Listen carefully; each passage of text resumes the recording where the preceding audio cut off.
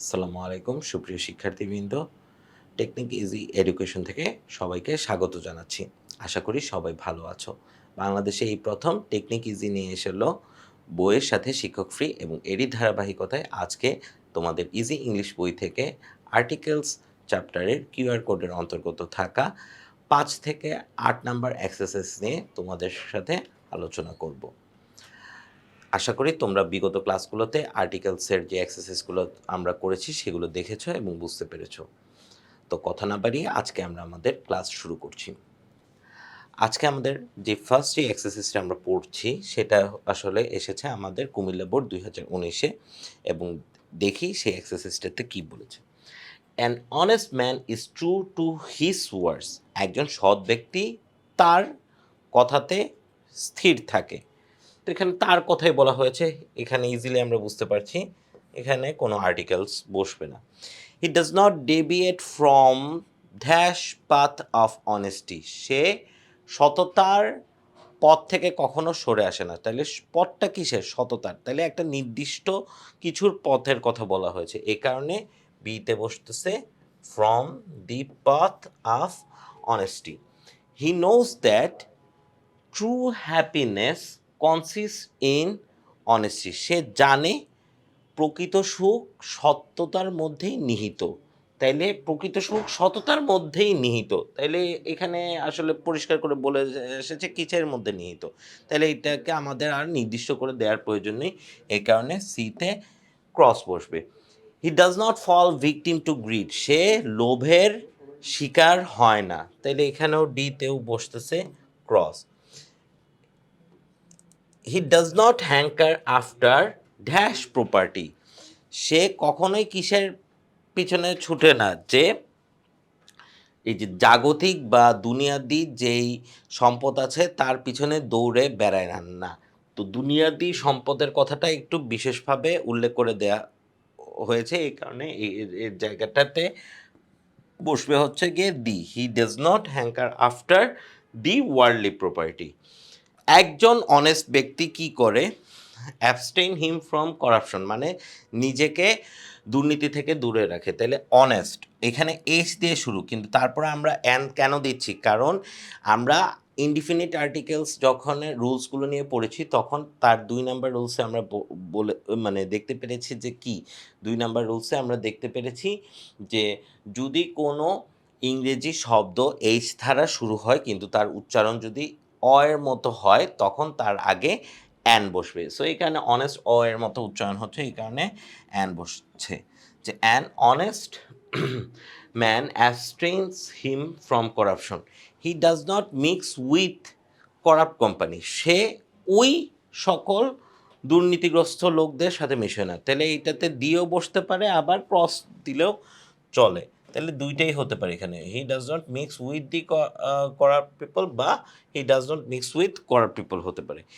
He is man who tries to get pleasure from good deeds. সে হচ্ছে গিয়ে কি ওই ব্যক্তি যে কি করে, যে হি ইজ ওই ব্যক্তি, he is a man who tries to get pleasure from good deeds. সে এমন একজন ব্যক্তি যে ভালো কাজ থেকে আনন্দ খোঁজার চেষ্টা করে। He is a man who tries to get pleasure from good deeds dash greed for wealth does not touch him. তাইলে কি ওই ধন মানে ধন সম্পদের প্রতি ওই লোভটা, তাহলে ওই লোভটা কি একটা নির্ধারিত লোভ কিসের? ধন সম্পদের প্রতি। তাইলে এখানে the grid for wealth does not touch him. People should follow the path of dash honest people of the society. People should কি অনেস্ট পিপল, মানে এখানে অনেকজন অনেস্ট পিপলের কথায় বলা হয়েছে। People should follow the path of honest people. যদি বলা হয়তো অনেস্ট ম্যান তখন আমরা এ দিতাম, অ্যান্ড দিতাম, কিন্তু যেখানে এখানে বলা হয়েছে কি যে পাথ অফ অনেস্ট পিপল, তাইলে পাথ অফ মানে সকল অনেস্ট পিপলের কথা বলা হয়েছে, এই কারণে এই জায়গায় এক্সট্রা করে আর আর্টিকেলস অ্যান এর ব্যবহার করা লাগছে না। এখানে দি ব্যবহার করলেই আমাদের চলছে। Path of honest people of the society. তাহলে আবার একটু দেখো এখানে প্রথমে কি আছে, যে honest man is true to his words he does not deviate from the path of honesty. এরপরে আছে যে consist in honesty, he does not fall victim to greed, cross বসেছে, he does not hanker after the worldly property. এরপর কি an honest man abstains him from corruption, he does not mix with the বা cross হয়েছে corrupt people, he is man who tries to get pleasure. একজন ব্যক্তির কথাই বলা হয়েছে এখানে দিয়েছি। এরপরে লাস্টে ছিল দ্য গ্রিড, এবং লাস্টলি যে নাম্বারে বসেছে যে কোনো আর্টিকেলস বসেনি। তো আশা করি এটা বুঝতে পেরেছ। এখন আমরা আমাদের পরবর্তী আর্টিকেলসের এক্সারসাইজ, যেটা চিটাগাং বোর্ড 2019 এবং দিনাজপুর বোর্ড 2017-তে এসেছে, সেটার দিকে আমাদের কনসেন্ট্রেশনটা শিফট করি। কি আছে এখানে? হোয়াট ইজ প্যাট্রিয়টিজম, মানে দেশপ্রেম কি? এটা একটা মহৎ গুণ। It is a Nobel virtue. It inspired কি করে? যে দেখো MAN লেখা, তাইলে একজন ব্যক্তির কথাই বুঝাইতেছে। তাইলে it inspired a man to dedicate his life to the freedom and development of his country, মানে তার দেশের স্বাধীনতা এবং উন্নয়নের জন্য নিজের জীবনকে উৎসর্গ করতে অনুপ্রাণিত করে। তাইলে এখানে of his country, dash man without patriotism, a man without patriotism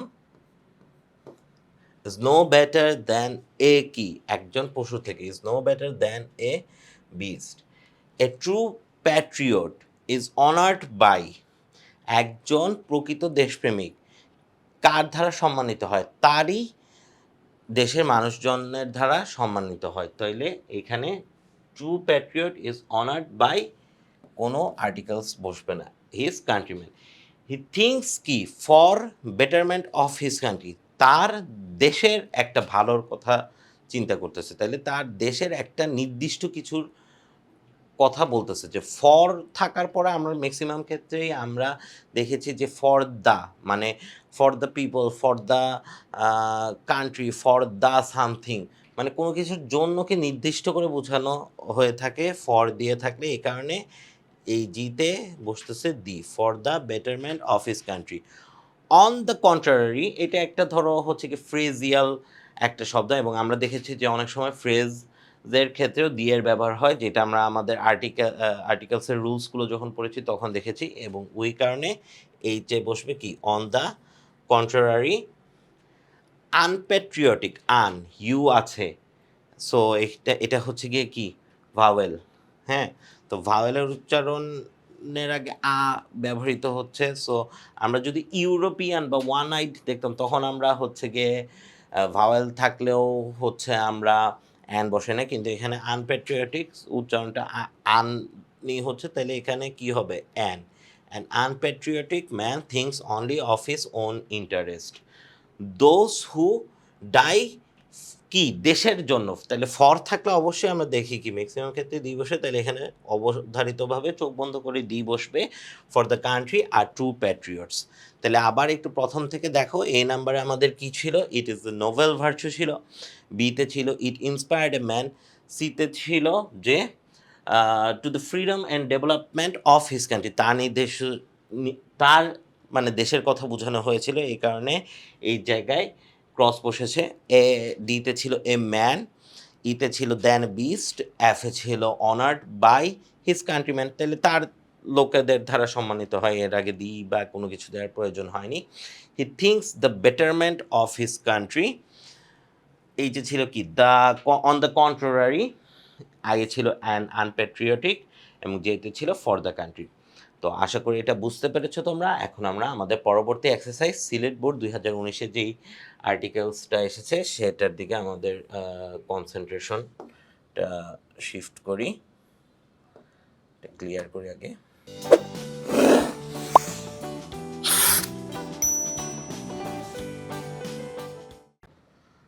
number 7 Sylhet board 2019-এ এসেছে। আই হ্যাভ ড্যাশ আঙ্কেল, কি আমার হু হ্যাজ জাস্ট, তাইলে এখান থেকে বুঝতে পারছি কি হু হ্যাজ মানে সিঙ্গুলার নাম্বার। তাহলে সিঙ্গুলার নাম্বার হলে কি একজন, একজন হলে কি অ্যান, আঙ্কেল ভায়োল আছে এখানে। রিটায়ার্ড ফ্রম কি আর্মি, আমরা কি জানি যে প্রফেশন বুঝায় এমন কোনো কমন নাউন ব্যবহৃত হলে তার আগে দি বসবে, তাইলে এখানে কি বসবে, from the army. He use to be dash agent, ABI। এখন দেখো ABI এটা কি একটা অ্যাব্রিভিয়েশন, এবং আর্টিকেলসের রুলস যখন আমরা পড়েছি তখন দেখেছি যে কি, যে অ্যাব্রিভিয়েশন থাকলে ওই অ্যাব্রিভিয়েশনের উচ্চারণ যদি ভাওয়েল দিয়ে শুরু হয় তাহলে তার আগে আমাদের অ্যান বসবে। তাহলে এখানে কি, he use to be an ABI agent and everybody says he has been an honest man all his life. তার সমগ্র জীবনে তিনি একজন সৎ ব্যক্তি ছিলেন। As a child I loved him for his stories, একজন শিশু হিসেবে আমি তার গল্পের জন্য তাকে পছন্দ করতাম। He once told me that he met dash one eyed alien. এখন দেখো ওয়ান আইড, ওয়ান দেখে অনেকে চোখ বন্ধ করে অ্যান দিতে পারো, এখানে একটু সাবধান হয়ে যেতে হবে। এখানে মনে করতে হবে কি, আমাদের ওই নিয়মের কথা যেটা আমরা আর্টিকেলের রুলসের শুরুতে পড়েছি, যে ওয়ান আইড বা ওয়ান থাকলে এর আগে কখনো অ্যান বসবে না, ও ভাওয়েল হওয়া সত্ত্বেও। তাইলে এখানে কি বসবে, ওয়ান আইড এলিয়েন ফ্রম কি স্পেস, তাহলে কি মহাবিশ্ব থেকে এসেছে, তাহলে একটা নির্দিষ্ট জায়গা থেকে এসেছে, তাহলে কি ফ্রম দ্য স্পেস। এখন ওই এলিয়েনটার, এখন তোমরা এখানে দিয়ে দিতে পারো an alien did not any oxygen, কিন্তু অনেক এলিয়েনের তো অক্সিজেন লাগতেও পারে, এখানে তো ওই যেই এলিয়েন্টের কথা বলছে তার কথা বলেছে, মানে নির্দিষ্ট এলিয়েন্টের কথা বলা হয়েছে, এই কারণে দি বসে না, বসে the alien did not any oxygen. It did not and it did not have dash nose, it তার কোনো নোক মানে নাকও ছিল না। It did not have a nose, I now understand that it was a hard story to believe, এটা ছিল একটা কঠিন গল্প বিশ্বাস করার জন্য।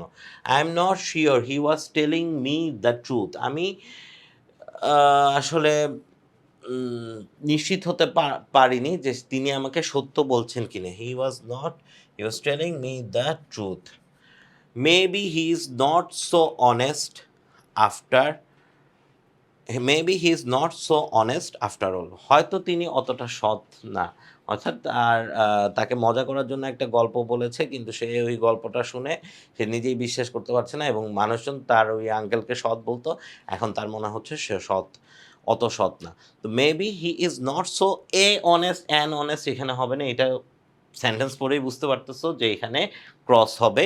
কিছু জিনিস আসলে সবসময় রুলস দিয়েই যে ব্যাখ্যা করতে হবে এমন না, কিছু জিনিস আমরা আমাদের কমন সেন্স থেকেই বুঝতে পারবো। তাহলে এখানে আমরা আমাদের কমন সেন্স থেকেই বুঝতে পারতেছি যে এখানে কোনো আর্টিকেলস বসবে না, এখানে ক্রস বসবে। তো আশা করি তোমরা এই এক্সারসাইজটা বুঝতে পেরেছো। আমরা আবার একটু প্রথম দিকে ফিরে যাই। প্রথমে কি আছে, I have an uncle who has just retired from the army, he use to be an ABI agent.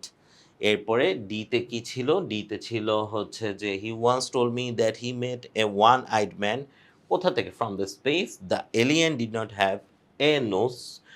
G number এইতে ছিল it was a hard story to believe, আইতে ছিল he was telling me the truth, and জেতে ছিল honest after all. আশা করি এটা বুঝতে পেরেছ। এখন আমরা এই কিউআর কোডের অন্তর্গত থাকা লাস্ট এক্সারসাইজটা দিকে চলে যাচ্ছি। Mister bright is European. এখন আমরা আর্টিকেলসের রুলসের ক্ষেত্রে ইনডিফিনিট আর্টিকেলস অর্থাৎ এবং এর রুলসগুলো যখন পড়েছি তখন দেখেছি কি, যে যদি কোনো শব্দ ভাওয়েল দিয়ে শুরু হয় এবং সেই ভাওয়েলের উচ্চারণটা যদি ইউ বা ওয়া এরকম হয়, তার আগে অ্যান বসবে না। ঠিক আছে, ভাওয়েল হওয়া সত্ত্বেও এখানে অ্যান বসবে না, বসবে কি European. As he is an Englishman, এখানে ইংলিশের আগে অ্যান বসেছে। হি নোজ ইংলিশ ওয়েল, তাহলে এখানে he knows as he is an Englishman, যেহেতু তিনি একজন ইংরেজ লোক বা ইংরেজ, তিনি ইংলিশটা ভালো জানেন। He knows English well, knows the English well, দেয়ার দরকার নেই, he knows English well. He is honorable to everyone. He is honourable, he is an honest man এরকম থাকলে অ্যান হতো, কিন্তু অনারেবল তিনি সম্মানিত, অনারেবল আগে এ বা অ্যান দেওয়ার প্রয়োজন নেই, ক্রস।